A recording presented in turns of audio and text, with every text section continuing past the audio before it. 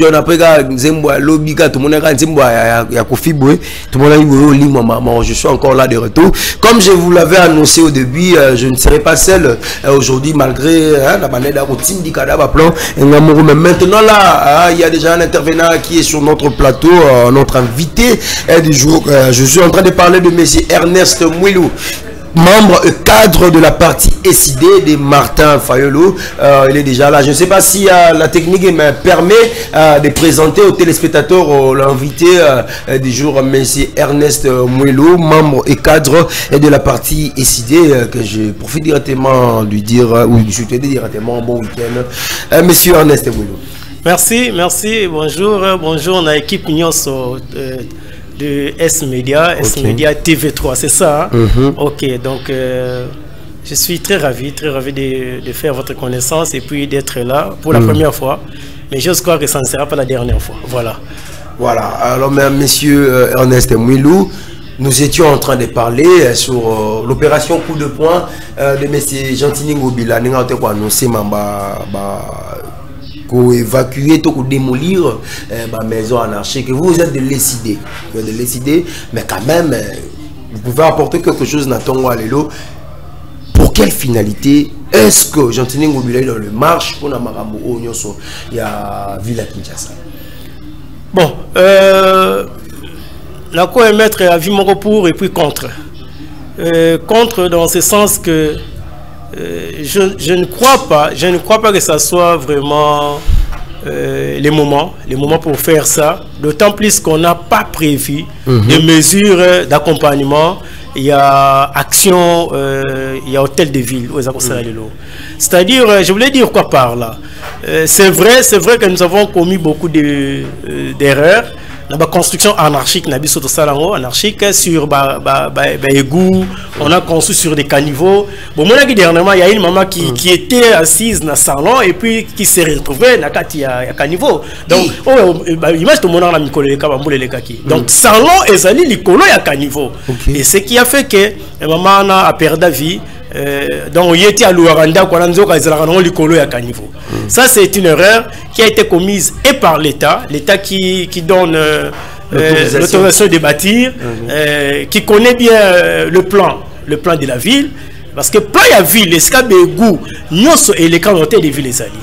Et je vous dis que c'est l'une des causes, c'est vrai, il nous laisse connaître dans Kinshasa tout ça. Mais il fallait commencer par d'abord des mesures d'accompagnement, c'est-à-dire Torobuka Bino Awa. Mais bon, aucun des places parce que nous savons que Nakacha il y a même des activités économiques où ils allaient en pâtir dans la mesure et ce qui fait qu'il y a même des amis, des compatriotes qui souffrent parce que l'activité économique est allée donc du coup et bien monsieur Katani, il y a des familles qui vivent dans Simablo quoi.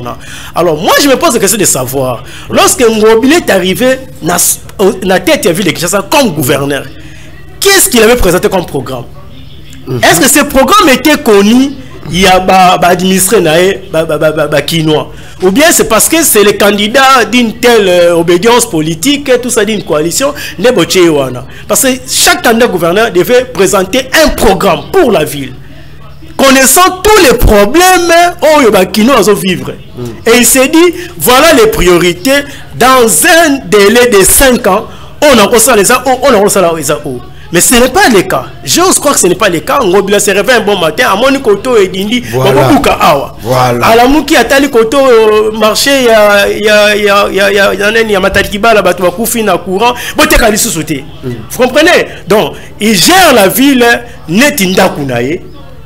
C'est un sentiment. Oui, à la mouki na tongo a ABC, le logo est supermarché.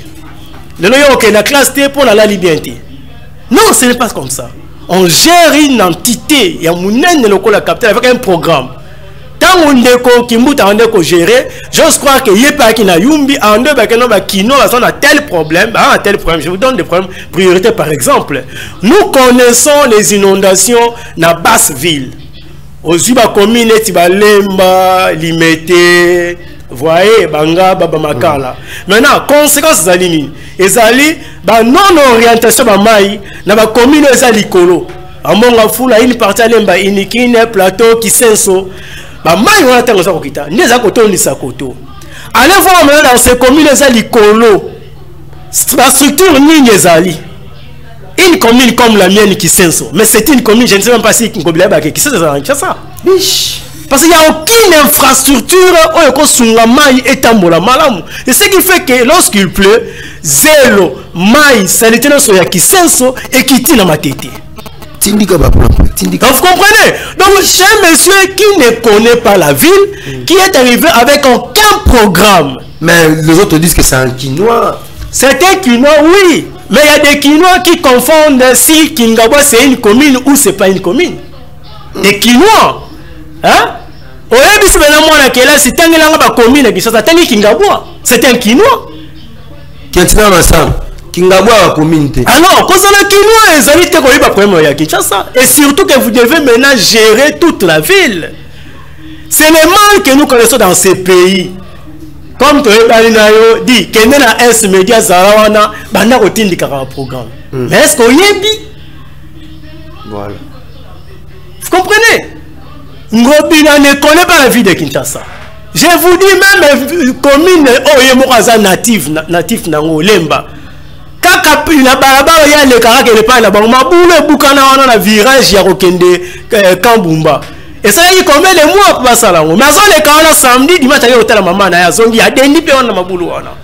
C'est un monsieur qui ne connaît pas Kinshasa parce que quand il arrive, il ajoute des problèmes sur d'autres problèmes que les Quinois connaissaient à l'avance. Alors, monsieur Ernest Moulo, nous on croyait après avoir causé ou Mekadio na bango, na vraiment na kin di susu, Jekoko Moulumba, il créer quelque chose, mais apparemment il continue toujours quand la même allure. C'est pour ça que je vous ai dit, est-ce que pouvons-nous dire que Gentini Ngoubila et les copier-coller toujours il y a le gouverneur André Kimbuta dans deux questions. Bon, j'ose croire que Kinshasa comment pose la vraie qu'une fois un milicien, c'est ça l'erreur. Bandé le qu'on appelle. Pose à la vraie Quinois, il faut un milicien au bois caillou. J'ai coco ou ma bois cabango, les babines ma vraie Quinois, bah Gentini ngobila bois cabango, bah ça va vraie Quinois. Non, cause à la vraie Quinois, et ça dit qu'on y est bas. De quoi souffrent les Quinois? Ok. Voyez. Et pire encore, au Tigali Quinois simple était observateur, était habitant simple était aux alliés administratifs numéro 1 à Quinois. Non, il faut sont sérieux. Sont sérieux. Parce que comment va bureau climatisé, mimo dans ce qui grave, ce qui nini. Mais mettez devant moi ici Ngobila et puis j'ai qu'on a prouvé que ça va Quinois. En termes de gestion, ça va Quinois. Bah Kingabwa hôtel mais Baba Kinoite Baba Kinoite cause ça te responsable dans l'association Moroba na Kindo comme Kino. Bien Kinois de naissance. Ah oui, je vous dis parce que nous avons les mal Namboko Zanini, on ne sait pas différencier l'essentiel du superficiel. C'est ça l'échec même de la classe politique congolaise. On ne sait pas distinguer l'essentiel du superficiel. Et ça c'est le mal que Mobutu a commis dans ces pays. Il a détruit l'homme congolais. Vous voyez, ce sont les connaissances, les amis, tout ça, nous devons passer dans la poste. Donc, Kinshasa, Jekoko Moulumba, il y a pas de problème. Moi, Quinois, connaissant que 90% de Congolais, les lots, dans ma famille, ils ont père à 100 000 francs Congolais, bon, à toucher à la fin du mois, à Pessi mère. Mais on a nos tours, on a beaucoup de à la fin du mois. On a que les boucs à ma mère, on a ça nini un cadeau na pape. Je suis catholique mais la rosa ya te makambi ko kwa a salaki na kozo mi sango maman na sima polinye te bo soto ya mboka na biso mon paya mona ngote c'est bien bon mais il faut peser les pour et les contre. Voilà. Hein? On a préjudicié autant de familles. Bon préjudicié bango na marché central. La première qui n'a marché central et ko quitter a ko préjudicié li susu na matadiki ba de ko quitter. Mais lorsqu'on seconde a préjudicié ba maman tout le long boulevard Lumumba ba nana induku na tio ya bo papa mona teke na Congo ba to ba teka rapport le kolo ko lia. Bon on a discours ya papa so si bango na nzela te. Papa Betty m'a sonné un discours que le cabisso à Kino de Fandaka. Papa François n'est vrai Kino. Tindika ba plan. Pape François n'est vrai quinois. Mais si on Pape François a vrai quinois koleka ngai koleka yo koleka mbongo koleka fachi koleka shekoko koleka biso tout koleka fayulu. Koleka fachi. Oh, on a dit ça. Pas mon limité. Ah, le côté. Pas mon limité. Ah, ça la limité. Ah, la limité, tout n'a atteint le commune, mon coin qui s'en sort. Il est vrai quinois. Quartier, mon qui s'en sort à Ebi. Dans fachi. Oui. Pas là-bas, moi. Ah, eh bien, n'a le côté. Alors, n'a aucun préjudicié, bah, quinois. Parce que na Kinshasa, plus d'une famille vive dans la mer, n'a tournaka. Moi également qui vous parle, moi c'est dans la route dans la station Salongo. Bah quoi ici était? Bah non tindika bango kaka. Et puis là on se la passe yani. Qui ni bopeto ya ville. Na ata on a dit ça qui ni bopeto ya ville la bureau pena bo samedi et ça pena Salongo. Bah il va finir ya ba 500 Salongo salamité ba mère ba ndi koteka. Oh on va qui noir là. Ah on comprend que là ba mère on a kotumba bango te. Mais c'est koko faux quinois. Jantini faux quinois. Deuxième question est-ce que Jantini Mobilazali copie il y a Kimuta? Ah rien. Viens vrai quinois. Mais bon non les là.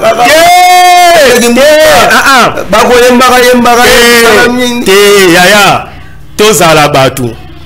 Makamoto on reproché na ya André.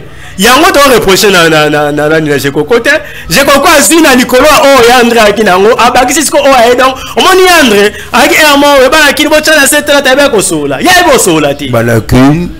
Ah mais oui ko hein we comprend oni marcho to tumba ko mina ngaba ba autorité congolaise donc ba maîtriser ba kinote ya André akini banda mboka we bango ba benga ya mbangu tanga kiti bien bon pembe na tête ba na kini mo tshana c'est bon on a comprendre kaya talaka mwana vita de vrai quinois de ba Jekoko ba Jantini bo mettre tout chez vieux André bozo mo matea il faut gérer ba quinois au quotidien le quotidien so ko bimite o damete donc selon yo monsieur Ernest Mwelo Jantini Ngobila la tête ya ville à Kinshasa rien de bon a un programme mon côté. Un programme mon côté, bah gérer la ville au quotidien. Or, on ne peut pas gérer une administration, une entité administrative, une méga agglomération à Kinshasa au quotidien. La capitale. Oui, il faut un programme. Donc, pour protéger, pour gérer la commune basse, il devait commencer par construire la commune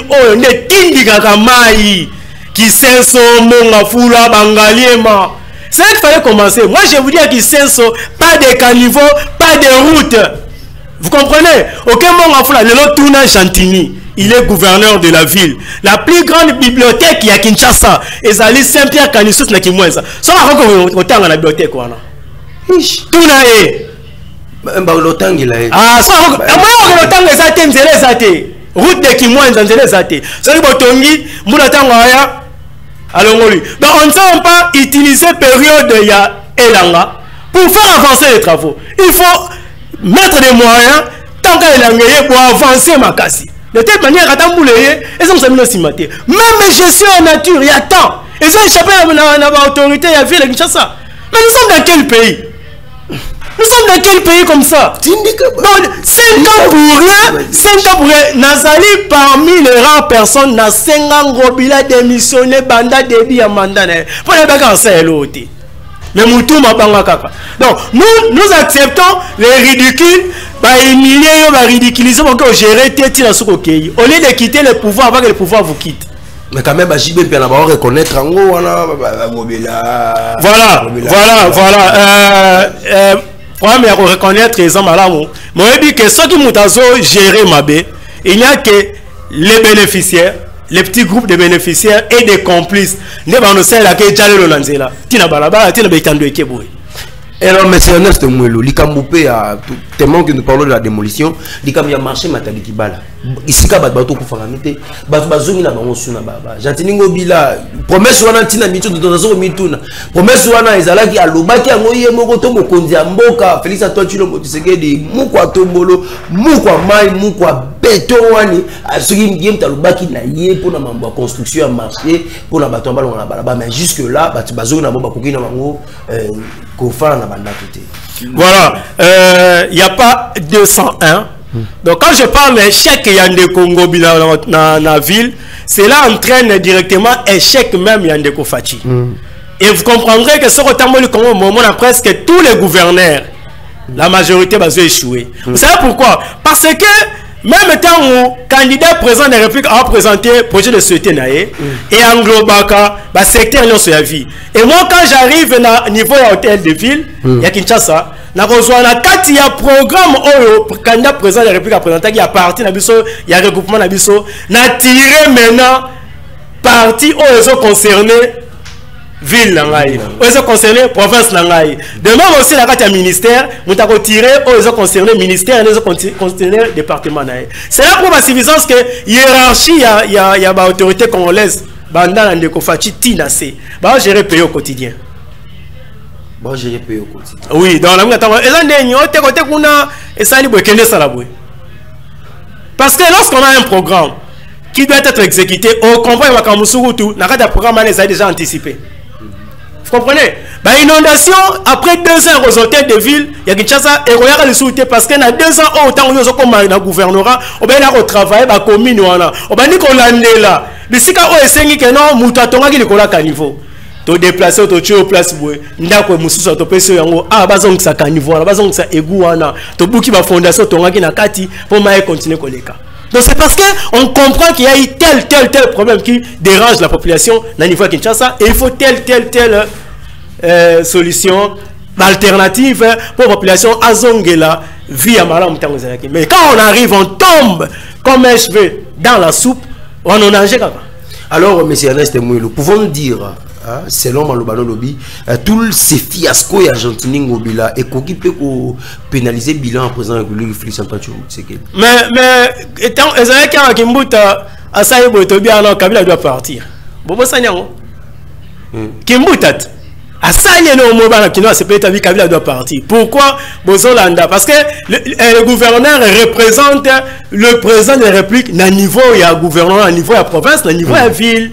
Capitale, vous comprenez? C'est pourquoi tant qu'on a marché avec Matali Kibala, même si nous avons fait qu'il faut déplacer Batou Olo, mais qu'on déplacer veut dire quoi? Qu'on a place X pour la remémorer la place Y, qu'on déplacer l'ex qu'on benganate. C'est ce qui fait que Batou Olo Matali Kibala dit que non, vous déplacez d'un endroit X à un endroit Y, bah ça on a un endroit X, un endroit initial là bon, et ils sont dans leur droit. Parce qu'ils doivent vendre, ils doivent fonctionner, il faut gérer ma botte en bango, servir ma botte en bango, paix, nation, on est bénéficiaire de l'eau, mais quand même, il dépêche les gens au pouvoir, ils balanisa, fiasco et argentinien ou bilana, mandat président de la République. À la famille, la famille politique, ah, il ça. Na argentinien ou bilana, n'a pas de chino, parce qu'on a son arrêté à une sacrée. Bon, on est manda ya ndeko azana na mutu ya mboka ezala ebala na te na ndeko azana na gouvernorat bala bakena ko buka zando ta balancer opération zando ndeko chilomba accompagner ka ndeko ngobila te na kini mopeto azala ka te bongo boni na résultat ce qu'on a bilan ce qu'on bon ko kabola bango bazala ba responsable ba s'assumer un responsable s'assume. On a appelé ça un conseil à Souké Zaliboé. Mokonzi a dirigé Kabiskan Sazali dans la règle à 3C. Règle à 3C là qui ici commander, contrôler et corriger. Mokonzi sont commandés au ordre. Un jour, il faut y contrôler. Ce qui est contrôlé et simbi, c'est bon. Ce qui est simbi, tu as placé la 3e C, au corriger. On appelle ça qui commandement et Zalaboué. Mais après, contrôler la il a trouvé qu'ils ont la sens comme la sens. Voilà les correctifs que j'apporte allons dans ce sens. C'est ça un chef, mais on ne dit pas seulement bon ça la bureau climatisé, tout ça. Bon, après 5 ans, il était mandat non, bilan ezali à bilan famille, union sacrée. Vous avez géré pendant 5 ans. Soyez des responsables. Assumez-vous. Présentez les excuses au peuple congolais et puis dégagez calmement. Dégagez calmement, nous sommes arrivés à la fin avec vous. Hein. Mais quand même, vous êtes membre cadre de la partie SID à président Martin Fayolo. Nous sommes montés dans un affiche sur le moteur, bino, donc adversaire à Zate, tout mon opposant. Oui, c'est un problème, mais ce qu'opposant à Zate, a la raison pour le que opposant à Zate, parce que nous sommes dans la résistance. Opposition, les alliés de Kabila reconnaîtra qui nomination et de continuer au sommet de l'État. Vous reconnaître la nomination n'a été. On ne reconnaît pas. Non, on ne reconnaît pas. On ne reconnaît pas. Il a été nommé. Il a été. Non. Pas tout pouvoir. Toute autorité, oui, mais pas tout pouvoir. Vous allez comprendre que Moutou a le pouvoir. Regardez Kabila, il a fait 18, il n'avait pas d'autorité. Parce que le pouvoir est acquis. Oh, il y a mais autorité, oui, il n'y a pas une Nzambé. Comme pouvoir, il y a un peuple de Dieu. Il y a l'élite. À qui n'a pas de continue au mal, le pouvoir, il n'y a pas l'autorité. Regardez comment est-ce que les désordres règnent dans l'union sacrée. C'est la preuve à suffisance que même il y a une sacrée autorité sur Bangote. Voilà. Alors, nous, chez nous, bilan et Ndeko opposition des peuples. Bilan a une opposition d'Aemoko. Il va s'opposer à son bilan. Il y a un Zobanga. Mais celui qui est sûr de soi, de lui, qui est sûr, il y a Makambozo Sala, qui est sûr de gagner, à Rolukate, à contrôler le cours constitutionnel, à Rolukate, à contrôler le CENI. Et c'est quand on a Robert Tabali. Sans assurer qu'on gagne l'adversaire, on Rolukate, l'arbitre, c'est la même couleur pour Nayo. Vite à les autres, il y a aussi arbitre en tendance à vite à Imana Alomani. Bon, vite à Obamani, pas une arbitre à tendance Nayo. Si Félix est fort, il est sûr qu'il a gagné l'élection, le peuple a élire, il a posé mandat. Azo luka contrôler Seni, azo contrôler coup concernant Poani. Pas la neutralité dans côté, pas la impartialité dans côté. C'est la preuve à suffisance qu'à Yebi en a mes conscience bouillée à cause de 5% devant les Congolais. Ou s'enrôla qui? La s'enrôla qui? Il y a seul. Oui. Aucune élection. N'a aucune élection. Pour prouver à M. Félix qu'il n'a jamais été élu et qu'il ne sera jamais réélu. Merci, monsieur. C'est moi qui vous remercie. Voilà, merci Ernest Mouilou. Mais il y aura vraiment à boire et à manger. Journaliste, vous êtes là pas pour dénoncer, mais quand même pour le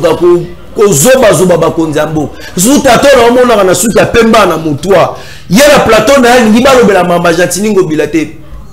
Jatini a gouverneur à Ville Kinshasa, a gouverneur à Yote, a gouverneur à Ndaku, a gouverneur à Batonio, Ville Kinshasa, tout ça va habiter là. C'est-à-dire, s'il y a